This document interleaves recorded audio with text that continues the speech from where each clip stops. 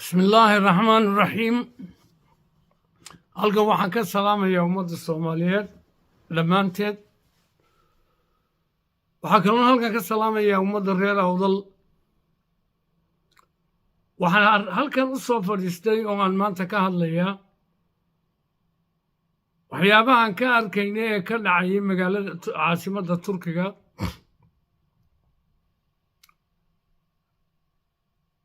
waxa weeye Awdal waa dhul Soomaaliyeed.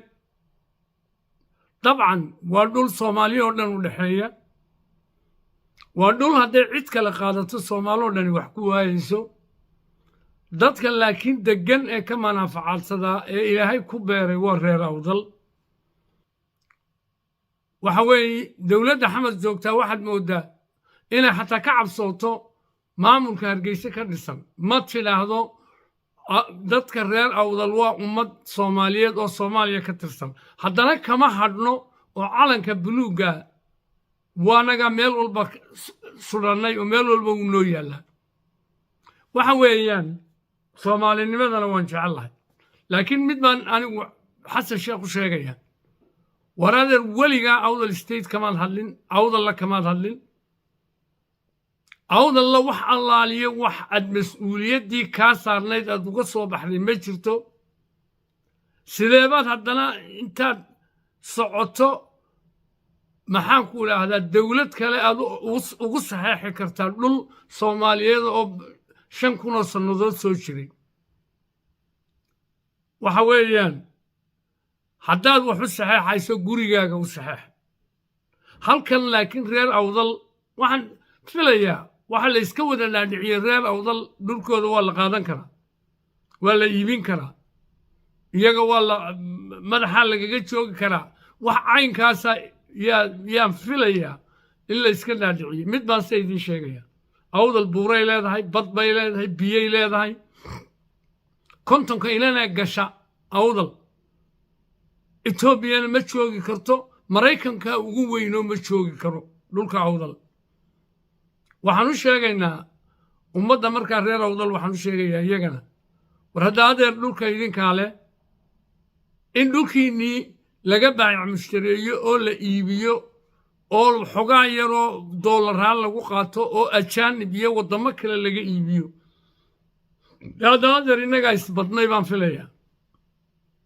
waxa weeye gacmana waad leedihiin, caqlina waad leedihiin, garaadna waad leedihiin, waxna waad iska celin kartaan. dhul fiican oo wax la iskaga celiyana waad leedihiin.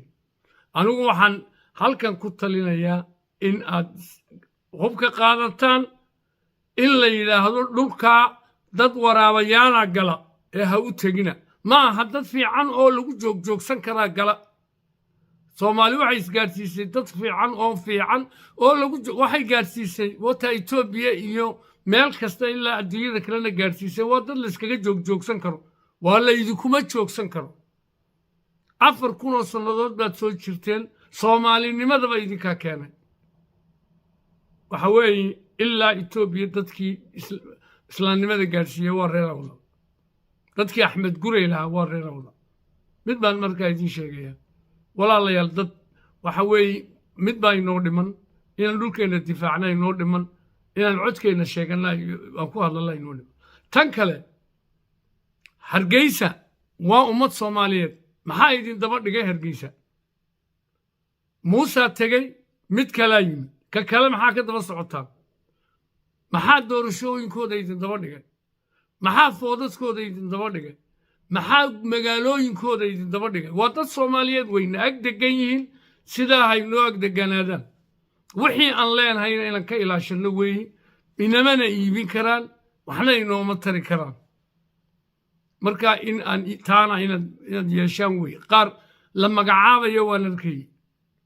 bal hadda kuwa nimanka 70 jirada da'dayda weliba ka sii waaweyn ee wasiir baa Hargeysa isiisay meelaha la socda. waxaan idiin sheegay war annagana ma masashaan. nin aan reer Awdal talada Awdal hayninin nama masalo. mid kalena waa idiin sheegaya, nin dad kale u shaqaynaya cidna adeer ma masalo. mar labaad waxaan ku celinayaa hadalka waan dhammaynayaa xasanow gurigaaga bixi xasanow gurigaaga iibi ma iibin kartid awdal xamar bay ka taariikh badan tahay ka taariikh dheer tahay